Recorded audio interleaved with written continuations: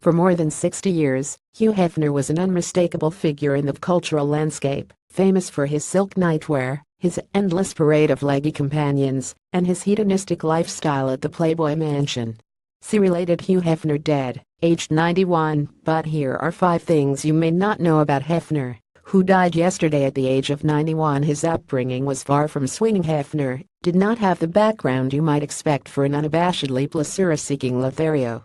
Born in 1926, he grew up in a strict Methodist household in Chicago to a schoolteacher mother and an accountant father.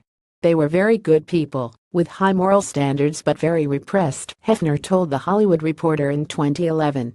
There was no hugging and kissing in my home. Upon becoming a reporter for his college paper, Hefner began to develop a philosophy that linked freedom of speech and the press with individual rights, and a rejection of what he called our legacy of Puritan repression, says the Chicago Tribune.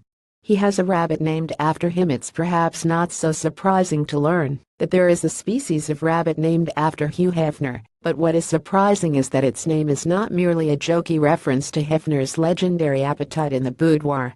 In the 1980s, the Playboy Empire's charitable wing, the Playboy Foundation, helped fund a study into a little-known species of rabbit found only on the Florida Keys, CNN reports.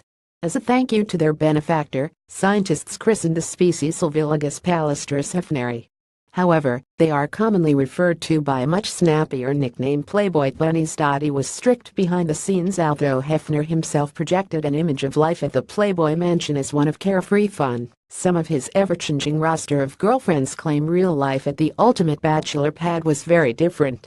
According to former Playmate Holly Madison, author of an unflattering tell-all-book about life in the Playboy Mansion, Hefner would take photos of his girlfriends and him every night before they went out, then have them delivered to each girlfriend's door the next morning.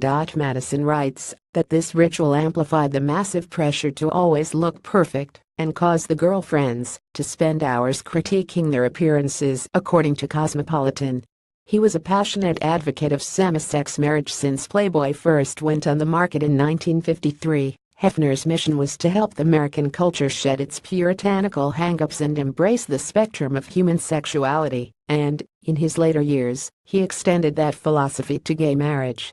In September 2012, Hefner wrote an editorial for the magazine entitled Sexual Freedom, in which he criticized the conservative legislators attempting to block same-sex marriage on religious grounds. Their goal is to dehumanize everyone's sexuality and reduce us to using sex for the sole purpose of perpetuating our species. To that end, they will criminalize your entire sex life, he warned, calling the battle for gay marriage a fight for all our rights. He was a romantic until the end. Old-fashioned romance doesn't exactly fit the Playboy brand. But despite his lifelong work to take the stigma out of casual sex, Hefner always believed in true love. In 2011, he told The Hollywood Reporter of his regret that, in spite of 3 marriages and countless liaisons, he had never found the ultimate soulmate. My love map is very much designed and written by Hollywood, he said. His favorite film was romantic tearjerker Casablanca.